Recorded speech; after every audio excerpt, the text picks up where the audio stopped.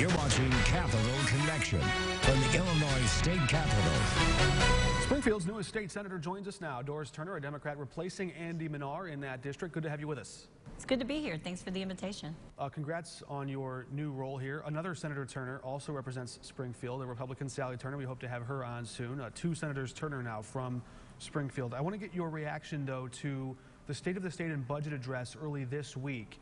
Governor Pritzker laying out his third budget. It'll be your first as a state senator. But Senator Harman, Senate President Harman, made an interesting remark. He said that Democrats, however, are always interested in finding resources for education. I suspect this year will be no different. It seems that, if I'm reading into that a little bit, that Senate President Harman wasn't quite willing to accept Governor Pritzker's move to freeze education funding. He wants to see more. What do you say? But, you know, I think that the governor's budget is just that, the governor's budget. It's like a blueprint for where he would like to see this state go. And then there's always an opportunity for both legislative bodies to review that budget and then weigh in and offer amendments to, you know, talk about some of the priorities that they have in their district. But listening to the governor's budget address, I found that it was very proactive. I think that we find ourselves in a place where how we dig out of the economic disaster that the coronavirus has placed us in, you know, kind of goes hand in hand with how we address the virus as well. So I think that there's a lot of opportunities for real partnership. One of the things that I really liked about the budget that the governor presented was that it really spoke to what I believe are the real needs of our communities.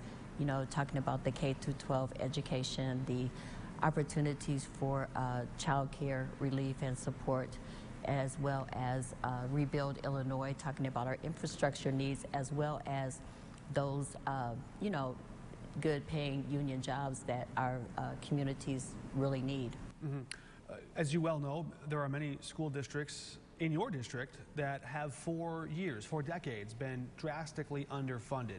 For the last 3 or 4 years, they were starting to move in the right direction as those new dollars from the education funding formula started to kind of flow into that system. But last year, there was no new money on top of that. This year, Governor Pritzker says no new money on top of that. Would you like to see him reconsider? Would you like to see more education funding through that formula to make sure that many of those underfunded districts aren't stuck in that position?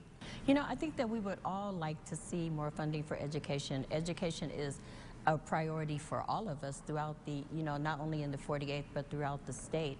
Our communities are built on a good educational foundation, so of course we'd like to see more money.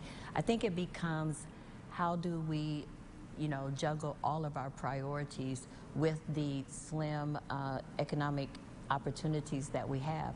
So we will do our best to, you know, scour that budget and see where there are opportunities, and if there are, we would definitely take a look at how we can address more funding for education. All right, Senator Doris Turner joining us. Thank you for joining us. Thank you. That does it for us this week. Of course, our full interviews are up on our website. You can watch them there. We hope that you'll join us at the same time here next week. For Capital Connection, I'm Mark Maxwell.